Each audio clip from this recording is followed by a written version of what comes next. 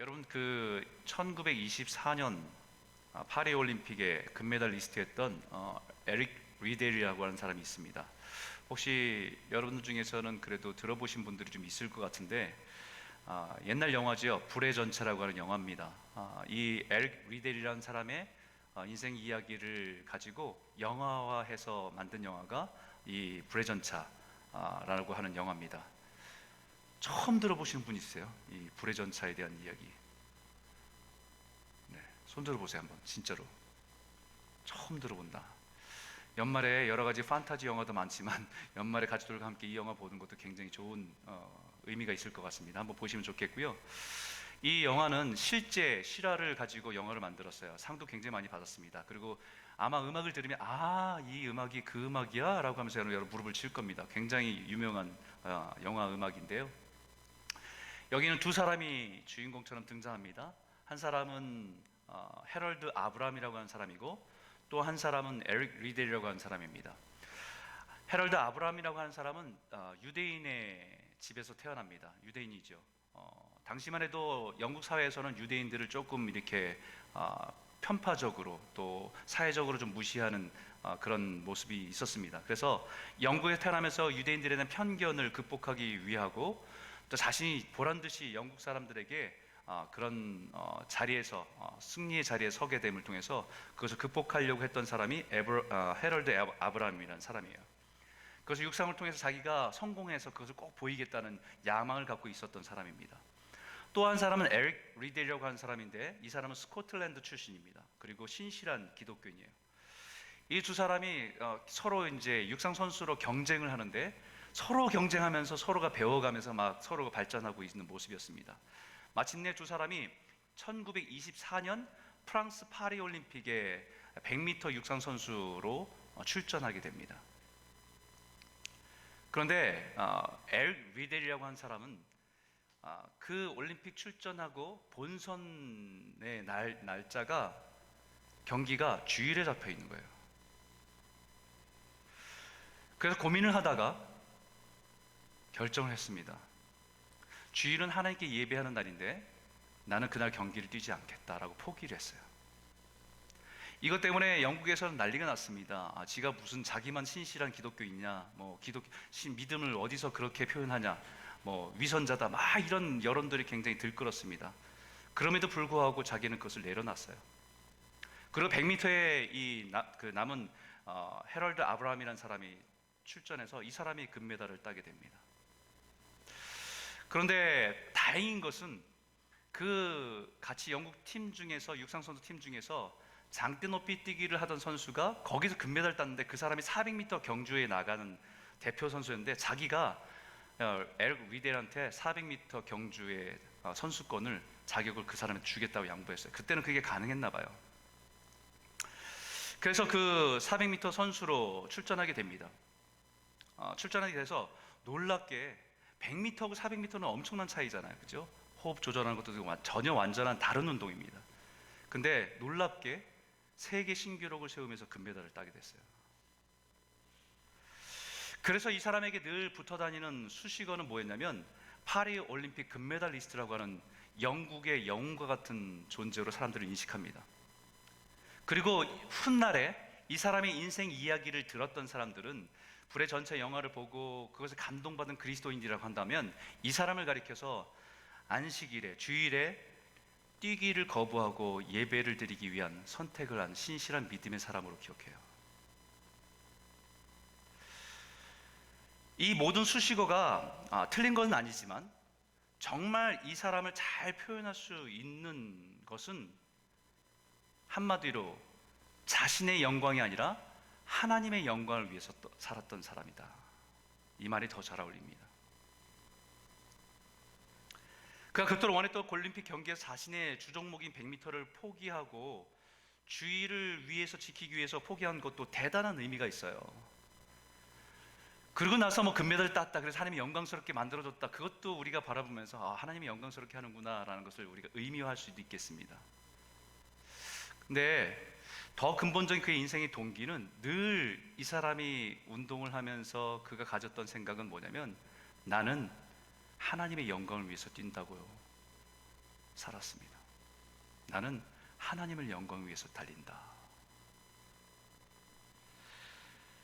그의 이야기 속에서 그가 출전 400m 경주에 나서는데 얼마나 두렵겠어요. 그죠? 종목을 완전히 바꿔 뛰는데, 그런데 누군가, 거기 아마 책에서는 누군가 그 코치인가 여자분인가 종이 쪽지를 이 사람의 손에 이렇게 쥐어줍니다. 그 쪽지에 뭐가 써 있냐면 성경 말씀이 써 있어요. 나를 존중하는 자, 여기는 자를 내가 존중히 여기겠다. 사무엘상 2장 30절에 있는 말씀이에요. 나를 영광스럽게 하는 자를 영화롭게 하겠다라는 말씀이죠. 그 말씀이 얼마나 위로가 된지 몰라요. 즉 사람으로부터 영광을 거부하고 하나님을 높이는 사람을 하나님은 반드시 높여주신다는 것을 이 사람의 인생 속에서 우리는 확인하게 됩니다. 그 인생은 금메달을 땄기 때문에 영광받은 게 아니에요. 금메달을 땄기 때문에 수많은 사람들이 영웅으로, 영국의 영웅으로 그를 받아들이면서 칭송하고 박수 칠 때 이 사람은 고국에 돌아와서요, 올림픽 영웅으로 열광하는 사람들을 뒤로 하고 중국에 복음을 전하는 선교사로 떠납니다. 사람들은 의아했죠. 왜 그런 결정을 하게 됐냐고. 편하게 그 영광 속에서 사람들에게 주목받는 그 영광을 가지고도 영국에서 얼마든지 멋지게 살 수 있는데 왜 그런 결정을 했냐는 그런 질문 앞에 분명하게 대답합니다. 내가 받은 메달보다 더 위대한 영광의 메달이 있기 때문입니다.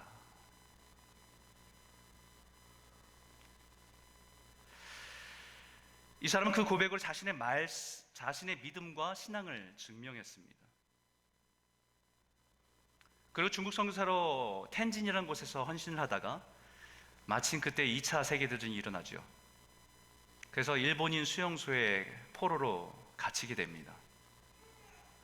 그곳에 수용소에 있는 곳에서 1800명이 넘는 다국적인 사람들을 만나는데, 거기에서도 그 수용소에서도 그 사람들을 도와주고 그 사람들을 섬기고 그 사람들을 가르치고 하나님의 사랑으로 그들을 섬겼던 것으로 기록되어 있어요. 그리고 그 사람이 그곳에 있는 것을 함께 만났던 사람들이 이 사람을 잊지 못합니다. 이 사람 진짜 하나님의 사람이라고.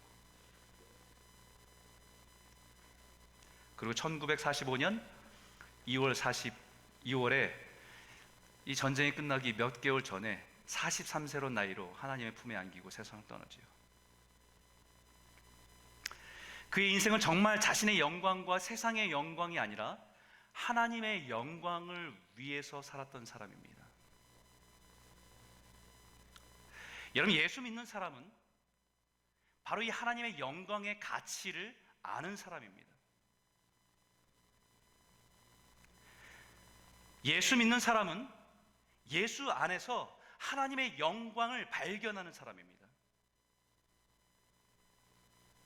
예수 믿는다는 것은 하나님의 영광 가운데 우리를 빛으로 부르셨다고, 그 영광 가운데 우리를 부르셨다는 사실을 믿고 사는 사람들입니다. 여러분, 만약에 평생이 거지로 살다가 죽을 인생인데 왕이 지나다가 그를 불러서 자신의 왕자로 삼는다고 한다면 그것은 엄청난 영광입니다.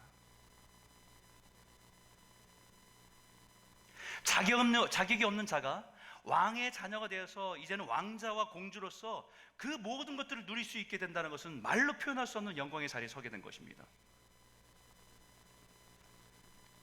바로 그것을 예수 믿는 사람들에게 약속하신 거예요.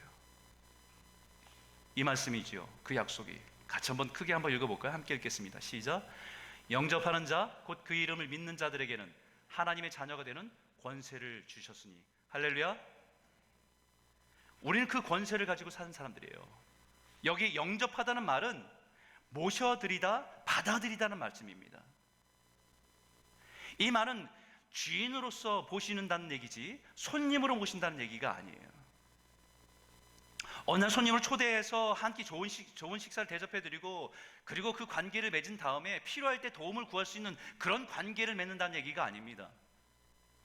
하나님이 내 삶의 주인 되심을, 그 하나님이 내 삶의 왕 되심을 내 삶에 모시고 그분의 다스림 가운데 내 삶을 내어드리겠습니다라고 하는 고백이에요. 그런데 때로는 우리가 가만 우리 삶을 보면 예수님을 영접한다고 하고 예수님을 믿는다고 하지만 사실은 그 주권을 주님께 드리기보다는 우리가 내 삶의 손님으로 대하고 있을 때가 많다는 생각이 들 때가 있습니다.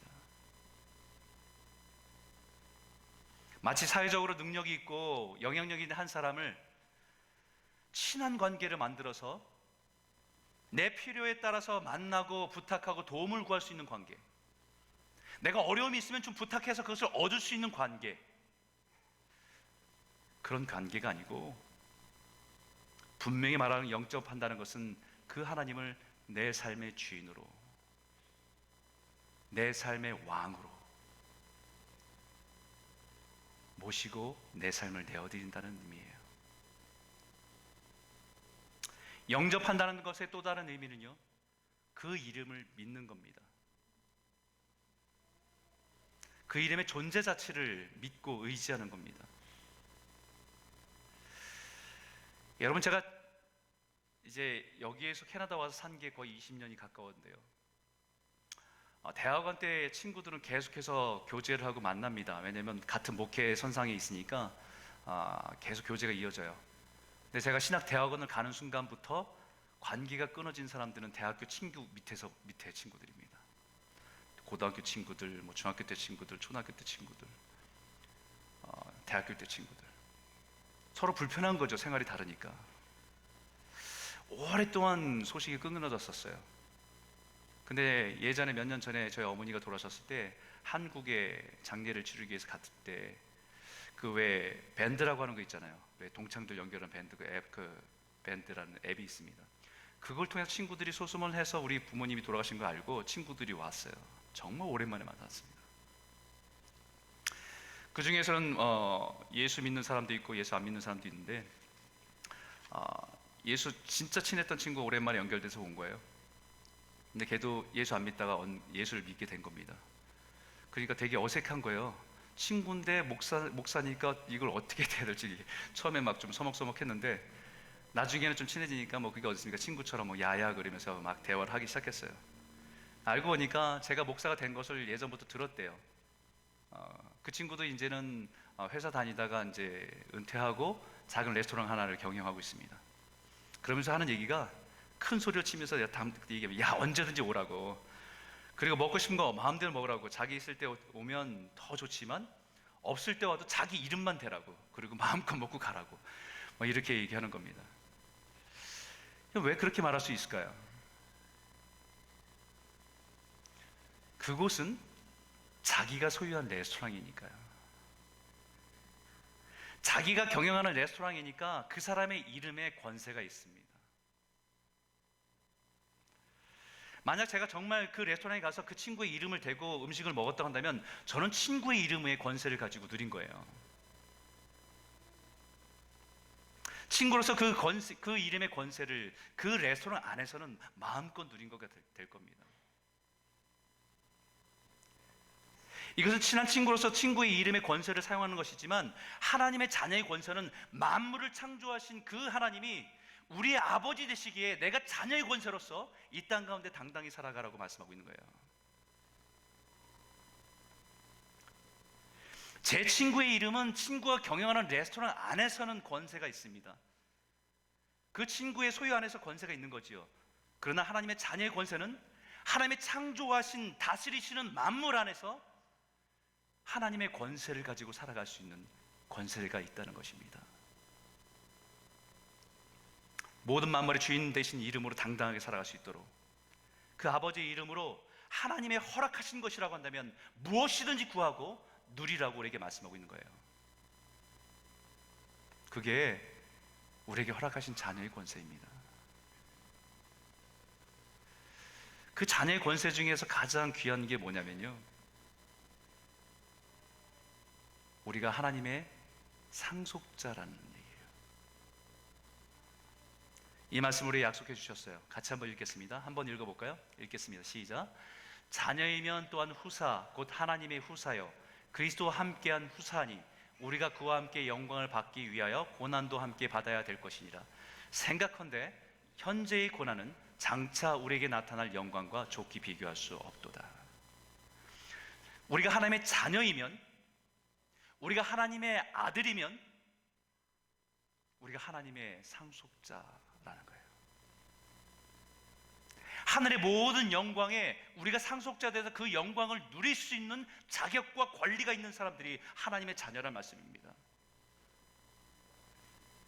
그래서 에릭 리드라고 하는 사람이, 이 사람은 자녀의 영광과 상속자의 영광을 알기 때문에 이 세상에서 금메달을 통해서, 금메달 리스트를 통해서 얻게 되는 세상의 영광이 아니라 세상의 명예를 통해서 인정받는 그 명예보다 하나님의 그 영광을 위해서 그 순간에 복음을 전하는 고난을 기꺼이 선택할 수 있었던 거예요.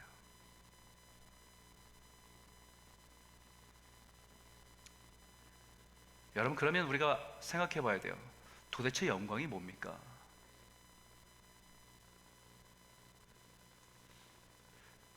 우리 영광 집사님, 영광이 뭐예요? 영광이 뭐예요? 어머니가 어떤 의미로 영광이라는 이름 지어주신 거예요? 주님의 영광을 위해서 살라고 주신 거겠죠. 영광이 뭐예요, 여러분? 왜 연말간 많은 시상식 하잖아요. 연극도, 영화도, 음악도. 그럼 사람들이 거기 나가서 막 그 트로피 들고 모든 영광을 하나님께 돌립니다, 모든 영광을 누구에게 돌립니다 하잖아요. 그 영광은 뭐예요 도대체? 우리가 하나님의 영광대로 산다는 것은 그런 똑 높은 자리 가서 영광을 얻어야, 명예를 얻어야, 사람들의 조명을 받아야 우리 영광 돌리는 사람입니까?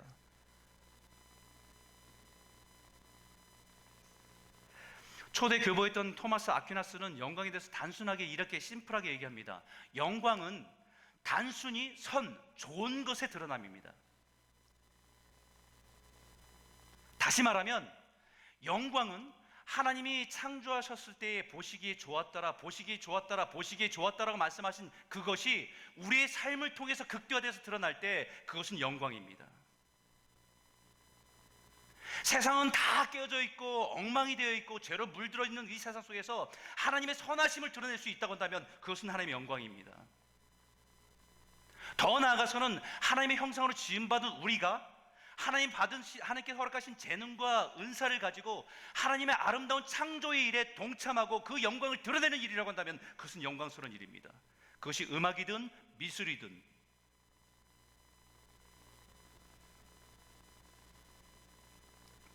그래서 시편 기자는 하늘이 하나님의 영광을 선포한다고 고백합니다.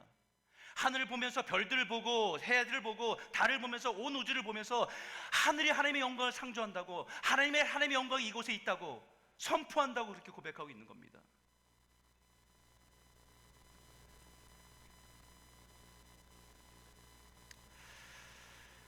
하나님의 영광을 우리가 드러내는 것은 우리 각 사람에게 하나님의 형상으로 지음받은 우리가 하나님의 창조의 아름다움을 우리 삶으로 드러낼 때 그것이 하나님의 영광스럽다라고 말씀하는 거예요.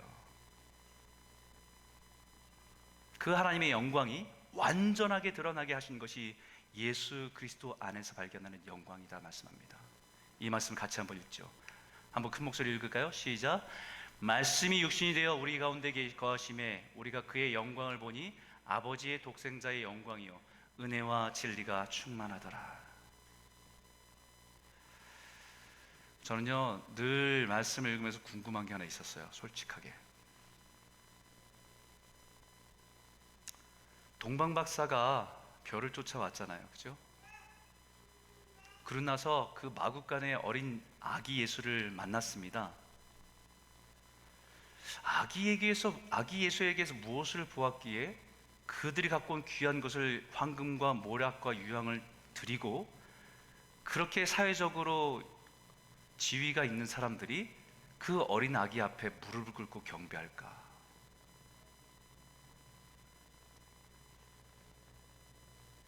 밤에 양을 치던 목자들이 천사를 만나고 천사의 메시지를 듣고 나서 그 찾아가서 아기 예수를 만나고 나서 그 앞에 그들이 경배할 수 있었던 것은 도대체 무엇을 보았기 때문에? 우리가 잘못 착각하면 아기 예수가, 우리가 뭐 성화 같은 게 있잖아요. 그러면 뭐 예수님의 머리 뒤에는 이렇게 후광이 있고 또 아기 예수도 안고 있는 아기 예수의 뒤에 후광이 있잖아요. 정말 예수님이 태어났을 때 그 마구간에, 지저분한 그 마구간에 그 구유에 풀과 같이 막 누워 있는데, 거기에서 예수님이 누워 있는데 이렇게 후광이 쫙 비춰갖고 그 영광이 비춰서 그 사람들이 거기 경배했을까요?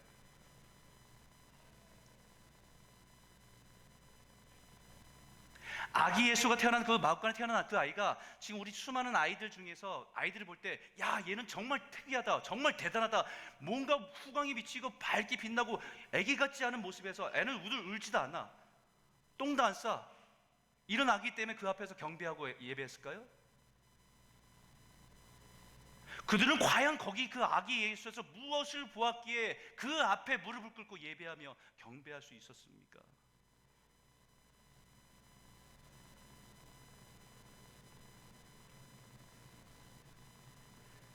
그들이 그 평범한 그 아기 예수, 그 예수에게서 본 바로 영광은 하나님 아버지의 영광이라고 말합니다.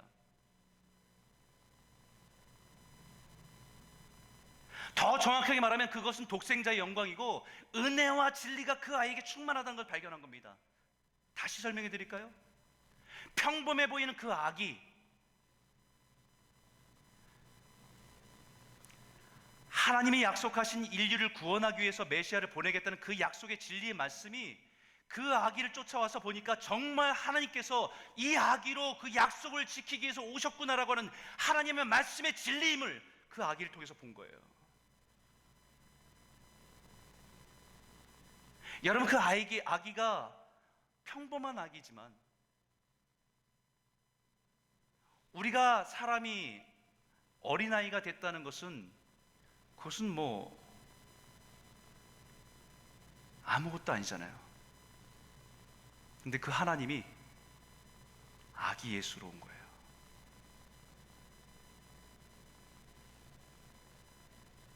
우리가 사람이 지렁이가 되고 개가 되는 것보다 더 비천한 모습으로 오신 겁니다. 나를 위해서.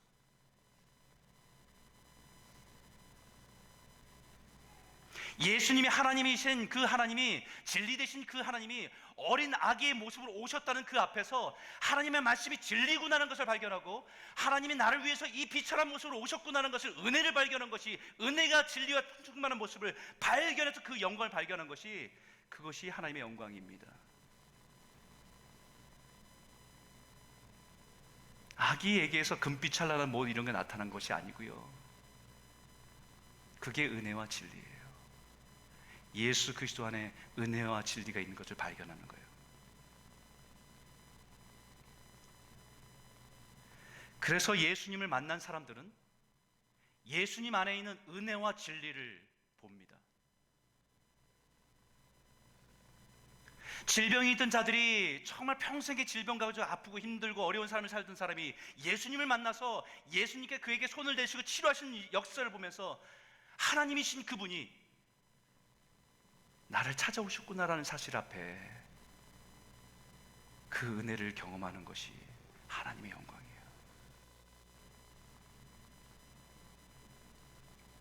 귀신 들린 자들이 예수님 앞에 자신 안에 귀신이 쫓아나는 것을 보면서, 사람들이 그 예수님의 권위가 하나님이심을 보면서 그 하나님이 나에게 다가오셨구나라는 사실을 깨달아 그것을 발견하는 것이 하나님의 은혜와 진리입니다.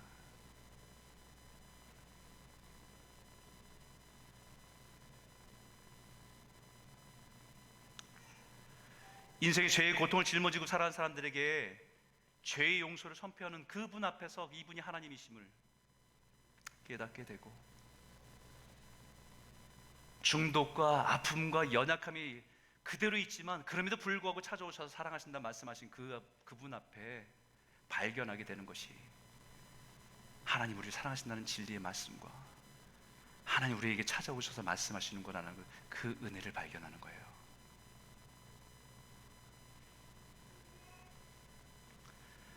그래서 사도 베드로에게 예수님께서 찾아가셔서 내가 너를 제자 삼겠다고 말씀하실 때에, 나 같은 자를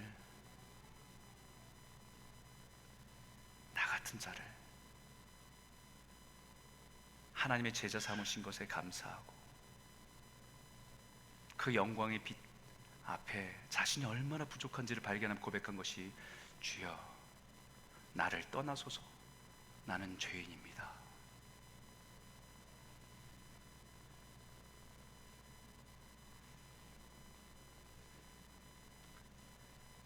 그렇게 고백하고도 또 다시 주님을 부인했던 그 베드로를 찾아가시지요. 아까 우리 찬양했던 것처럼 내가 너를 사랑하노라. 네가 나를 사랑하냐? 그 하나님이 내가 부인하고 내가 저주하고 그런 연약한 존재에도 불구하고 여전히 사랑하신 그 사랑이, 그 말씀이 진리임을 깨닫고 찾아오신 그분이 내 삶의 은혜이기에 그분 안에서 영광을 보는 겁니다.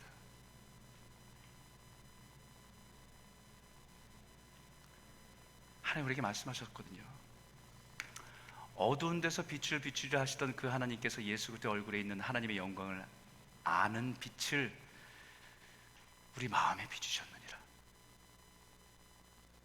빛으로 찾아오신 예수님이 우리 안에 있으면요, 우린 그분 안에서 하나님의 영광의 빛을 봐요.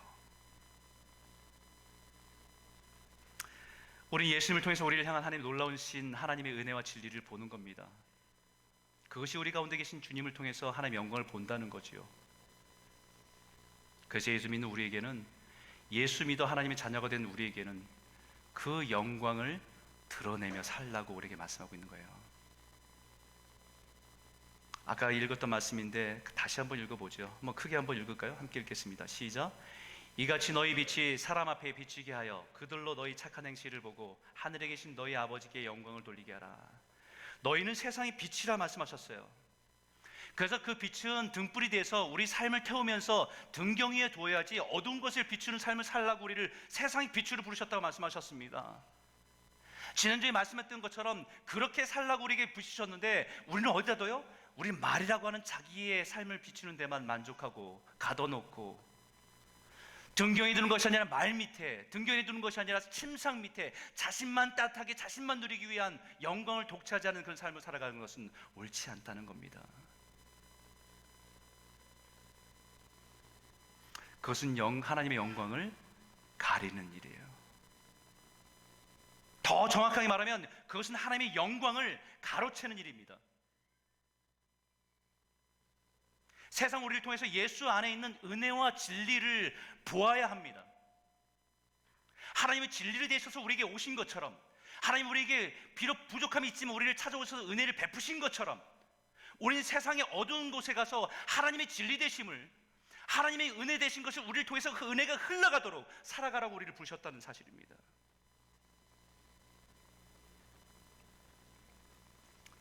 세상에는 가리는 진리를 드러내야 되고, 그럴 때 비로소 세상 우리를 통해서 예수 그리스도 안에 있는 진리와 은혜를 보고 하나님께 영광을 돌리게 하는 거예요.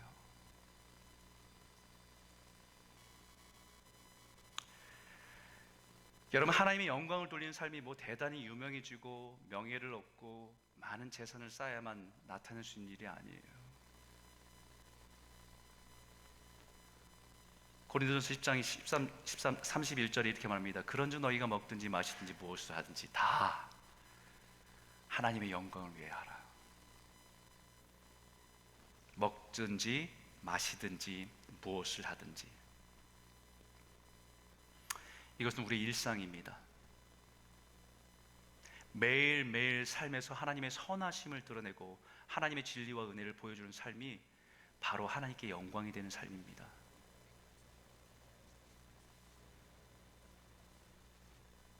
세상에서 유명해지는 것이 아니라 우리가 매일 맨날 직장에서 만나는 사람들에게 내가 은혜의 통로로 살아가고 하나님의 말씀이 진리인 것을 드러내며 매일 매 순간 살아내는 것이, 그것이 하나님의 영광을 드러내는 삶이에요.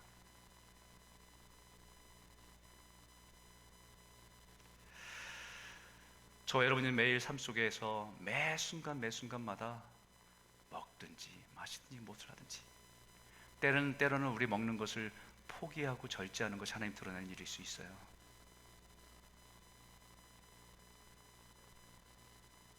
저 여러분이 무엇을 하든지 하나님의 영광을 드러내며 살아가는 성도들이 다 되시길 주의 이름으로 축원합니다. 예전에 저희 어머니가 가정에서 예배 드릴 때마다 기도를 하시면요, 제가 정말 싫어하는 기도가 있었어요. 고등학교 때인데 우리 어머니가 막 눈물로 기도하십니다. 아유, 우리 아들 대학에 떨어져서 하나님 영광 가리게 하지 말라달라고. 우리 아들 대학에 떨어져 하나님 영광 가리게 하지 말라고 이런 기도를 하세요. 아마 그때 제가 많이 방황하고 공부를 하지 않으니까 한편으로 생각이, 목사 아들이 공부를 못해서 대학에 떨어지면 사람들에게 비웃음거리가 되면 하나님의 영광을 가린다고 생각하신 것 같아요. 그럴 수도 있지요. 근데 사실 그런 것 갖고 하나님의 영광 가려지지 않습니다. 마치 손바닥으로 하나님의 태양이 가려지겠습니까? 오히려 대학에 떨어졌지만 낙심하지 않고 소망 가지고 다시 도전하면서 믿음으로 살아가는 것이 하나님의 영광 드러내는 일입니다. 내 삶의 건강을 잃어버렸지만 그 삶 속에서 감사함으로, 하나님께 감사함으로 그 하나님이 주신 평강을 누리면서 하나님의 은혜를 기억하면서 믿음으로 살아내는 것이 하나님의 영광을 드러내는 일입니다.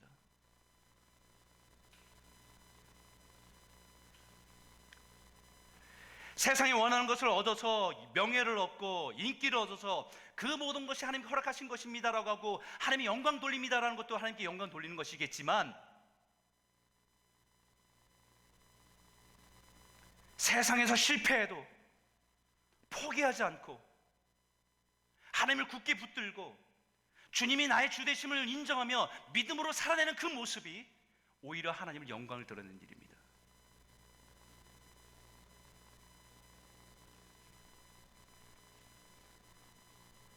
그래서 그들로 너희 착한 행실을 보고 말씀하는 거예요.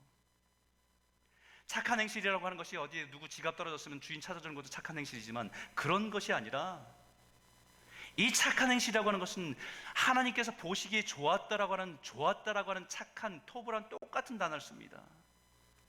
우리의 삶의 모든 것들에서 하나님이 창조하신 그 모습을 회복해가는 모습에 내 삶에, 그 삶에 기여하고 드려지는 삶이라고 한다면, 그걸 통해서 하나님의 살아계심을 드러내는 인생이라고 한다면, 그것은 하나님께 영광 돌리는 삶입니다.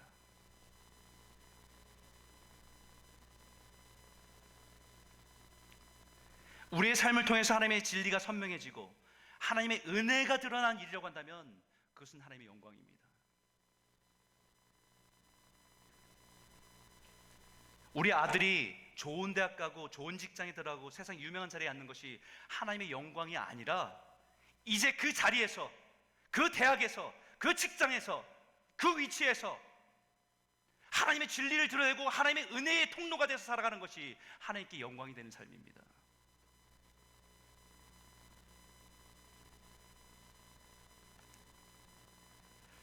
여러분 생각해 보세요. 만약에 세상에 성공하고 유명해지고 부자가 되는 것이 하나님의 영광을 드러내는 일이라고 한다면, 예수님의 삶은 하나님의 영광을 가린 삶입니다. 예수님이 그렇게 오시면 안 돼요. 빵빠레 속에서 오셔야 되고요, 많은 사람들이 화나는 가운데 이스라엘 백성들이 유대인의 왕이 되고, 더 나아가서는 로마 제국을 통치를 극복하고 이겨서 제국을 일으키는 왕이 되어야지만 하나님의 영광 되는 삶일 겁니다.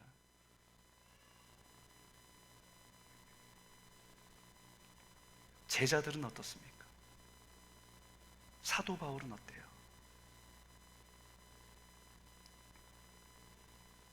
아마 그것이 영광이라고 한다면 하나님의 영광을커녕 하나님 수치스럽게 만든 인생이 아닐까.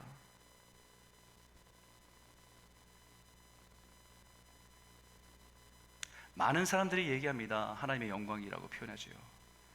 가만 보면 하나님의 영광이 아니라 하나님의 영광이라고 표현했지만 자신의 영광을 취하는 거죠.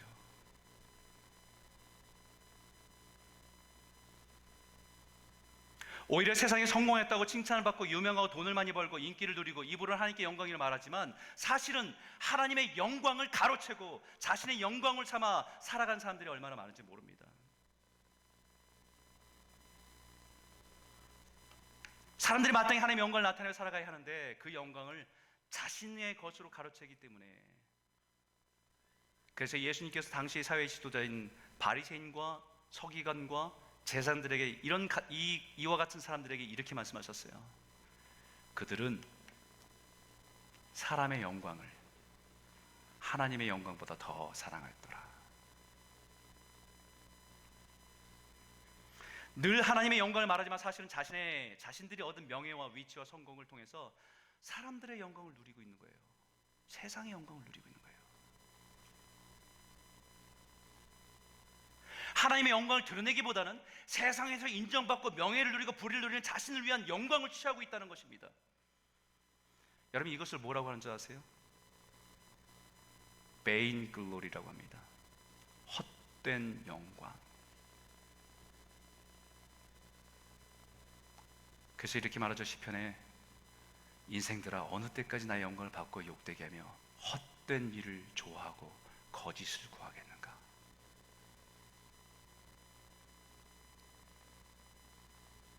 세상 하나님의 영광을 자신의 영광으로 바꿔버리죠. 자신의 영광을 취하기 위해서, 자신의 이름을 높이기 위해서, 자신의 욕망을 채우기 위해서 사람의 영광을 구하고 세상의 영광을 구하며 살아가는 것입니다. 그것을 얻기 위해서 열심히 일하고 수고하지요. 그런데 하나님 보실 때는 vain glory, 헛된 일이다.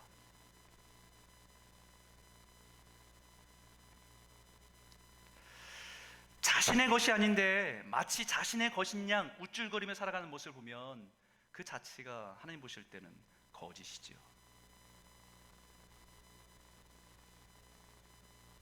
우리가 어떤 탁월한 탤런트가 있다고 한다면,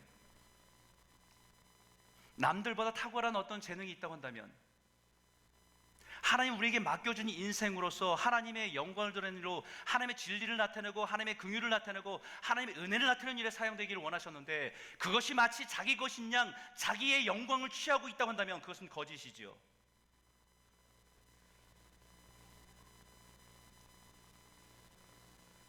뿐만 아니라 그 헛된 영광을 얻기 위해 세상을 서로 짓밟고 싸우고 뺏는 것이 우리가 살아가는 세상 아닙니까? 그래서 이렇게 말하는 거예요. 헛된 영광을 구하여 서로 노엽게 하거나 서로 투기하지 말지니라. vain glory, 하나님의 영광이 아니라 vain glory.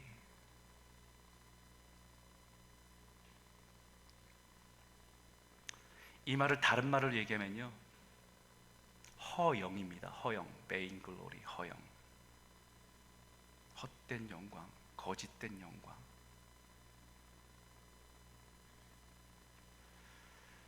우리가 살아가는 세상은 허영으로 가득 차 있어요. 좋은 것을 가지고 있으면 대단한 것처럼 느끼고, 화려한 것이 있으면 자기는 굉장히 높아진 것처럼 느끼고, 그것들이 가득한 세상 속에 살아가는 거잖아요.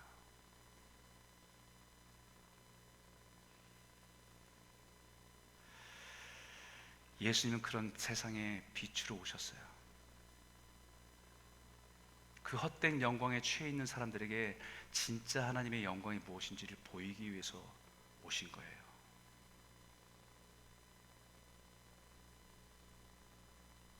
그 하나님의 영광은 하나님의 은혜와 진리를 통해서만 드러납니다. 그래서 우리에게 이 말씀을 주는 거예요. 같이 한번 크게 한번 읽어볼까요? 함께 읽겠습니다. 시작. 우리가 다 그의 충만한 데서 받으니 은혜 위에 은혜로라.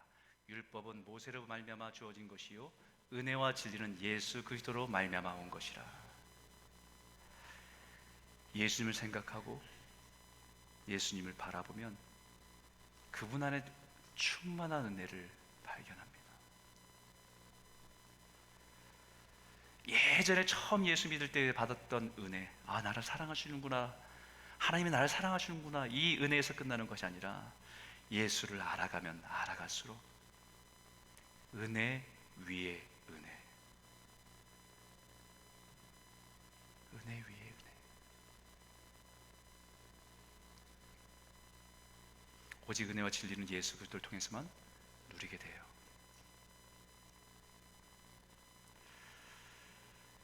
올해 한 해도 뒤를 돌아보면요, 하나님의 은혜입니다.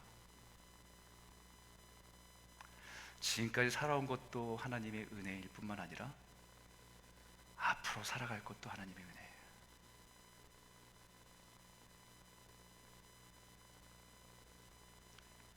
우리가 늘 고백하는 것처럼 은혜 아니면 살아갈 수가 없네. 맞습니다. 우리 고백이에요. 하나님의 은혜 아니고는 살 수가 없어요. 나 같은 사람을 생명 주셔서 하나님이 자녀 삼으신 것도 너무 감사한데, 하나님의 진리를 선포하고 그 은혜를 나누는 일에 부르셨다는 것만으로도 영광스러운 일입니다.